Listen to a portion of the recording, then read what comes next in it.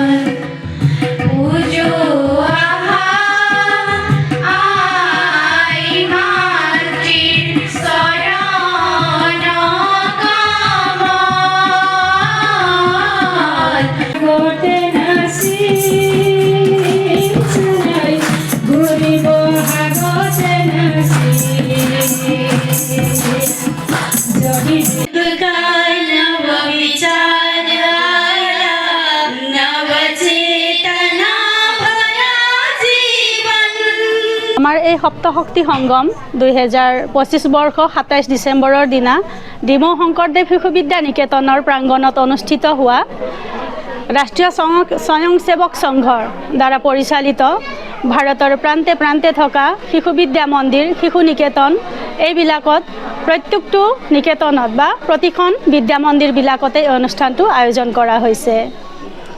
প্ৰথম কাৰ্যসূচীতেই সমবেত সংগীত পৰিৱেশৰ লগত সৃষ্টি হোৱা গীত পৰিৱেশন কৰিলে।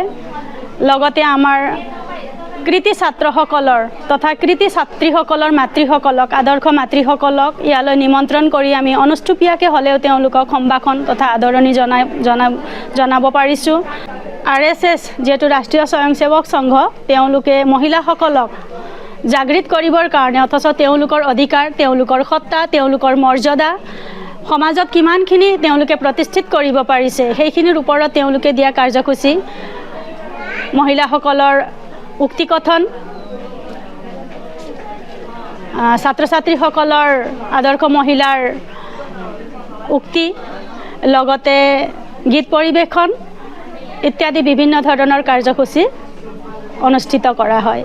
শিক্ষা গ্ৰহণৰ কাৰণে মাধ্যমৰ বিশেষ প্ৰয়োজন মই অনুভৱ নকৰোঁ, যিহেতু শিশুসকল বৰ অনুকৰণ প্ৰিয়। তেওঁলোকে ভাষা শিকিবৰ কাৰণে যে মিডিয়াম বিচাৰে পিতৃ মাতৃসকলে, সেই মিডিয়ামৰ মই প্ৰয়োজন বোধ নকৰোঁ। মাতৃভাষাৰ মাধ্যমেদিয়ে এগৰাকী ছাত্ৰ ছাত্ৰীয়ে বা এগৰাকী সন্তানে দেশৰ উচ্চ পৰ্যায়ৰ উচ্চ স্থানৰ শিখৰ গ্ৰহণ কৰিব পাৰিব। সেই কথাটো মই এই স্কুলত আজি 23 বছৰ ধৰি কৰ্মৰত হৈ অনুধাৱন কৰিব পাৰিছোঁ। মোৰ জীৱনৰ আহে আহে মোৰ যৌৱনৰ কুহে কুহে সেই সপোনৰ কলৰল। দেখে দেখে দেশ আছে, এনে বহু দেশত অৰঙে দৰঙে মই ঘূৰিছোঁ। বহু বন্ধুৰ সতে হাতে হাতে হাত ধৰি ফুৰিছোঁ। কেতিয়াবা সাগৰৰ পাৰত, কেতিয়াবা খেজুৰৰ তলত, নতুবা পাহাৰ তলিত খন্তেক জিৰাইছোঁ। বন্ধুৰ সতে প্ৰাণ খুলি প্ৰাণৰ কথা পাতিছোঁ। তাৰ পিছত আকৌ আৰম্ভ কৰিছোঁ মোৰ নতুন যাত্ৰা। এনে বহু যাত্ৰাৰ শেষ মোৰ দেশ, যাৰ বুকুৰ তুমে মোক দিছে ভাল পোৱাৰ আনন্দ। যৌৱনৰ প্ৰাচুৰ্য, জীৱনৰ নতুন অৰ্থ, এই দেশৰ প্ৰতিটো পুৱাই মোলৈ লুকাই আনে ঐশ্বৰ্যৰ বিপুল সম্ভাৰ। প্ৰতিটো সন্ধ্যাই বৈ আনে স্নিগ্ধ ফুলৰ সুবাস। প্ৰতিটো ঋতুৱেই মোক দি যায় জীৱনৰ আশীৰ্বাদ। এই দেশৰ বাবেই মই জীয়াই আছো, এই দেশৰ বাবেই মই জীয়াই থাকিবলৈ মৰণ পণ কৰিছো। ৰনোৱা বনোৱা হালোৱা এই সকলৰ মাজত মই আছো মোৰ দেশৰ বাবে। অনৈক্যৰ মাজত ঐক্য হৈ, বিৰোধৰ মাজত সংহতিৰ সম্ভাৱনা হৈ মই আছো। জীৱনে মৰণে শয়নে সপোনে এই দেশৰ আহ্বান মই শুনিছো।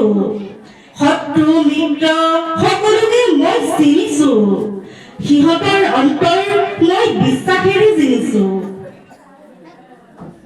শান্তিৰ চৰাই জুৰি আজৰি ভৰাই মই দিছো। ভঁৰালৰ এমুঠি ধান, পৰাণৰ একোটি গান, আৰুতো মোৰ একো নাই। মোৰ দেশ, মোৰ কল্লোলিত সপোনৰ ৰূপডাল তৰংগই মোক লৈ যায় গভীৰৰ পৰা গভীৰতলৈ, আদৰ্শৰ কঠিন পৰ্বতমূললৈ। নমস্কাৰ। যিকোনো খবৰৰ বাবে যোগাযোগ কৰক আমাৰ এই নম্বৰত 9181 307 221।